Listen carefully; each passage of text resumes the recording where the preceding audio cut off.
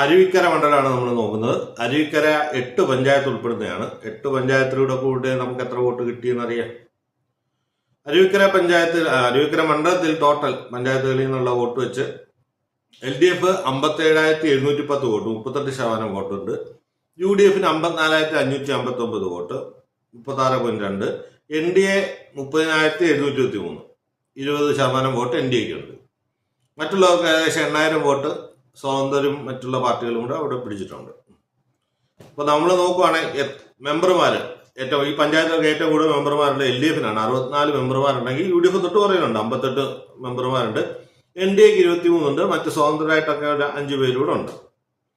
അപ്പം ഇപ്പോഴത്തെ കണ്ടീഷനിൽ ഒരു ഭരണവിരുദ്ധ വികാരം ഉള്ളത് കൊണ്ട് എൻ്റെ അഭിപ്രായത്തിൽ നല്ലൊരു വികാരമുണ്ട്. ഒരു 5,000 മുതൽ 10,000 വരെ വോട്ട് LDFന് ഓരോ മണ്ഡലത്തിലും നഷ്ടപ്പെടാനുള്ള സാധ്യതയുണ്ട്.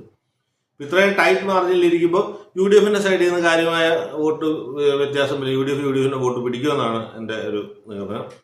BJPക്ക് ശക്തമായ മണ്ഡലങ്ങളിൽ BJP എല്ലായിടത്തും ഒന്ന് വോട്ട് വർദ്ധിപ്പിക്കും. ശക്തമായ മണ്ഡലങ്ങളിൽ വിജയ സാധ്യതയുണ്ട്.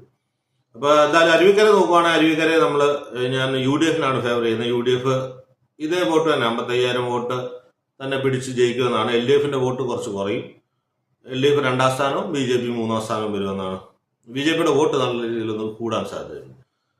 അതാണ് എൻ്റെ അരുവിക്കര മണ്ഡലത്തിലേക്കുള്ള അനാലിസിസ്.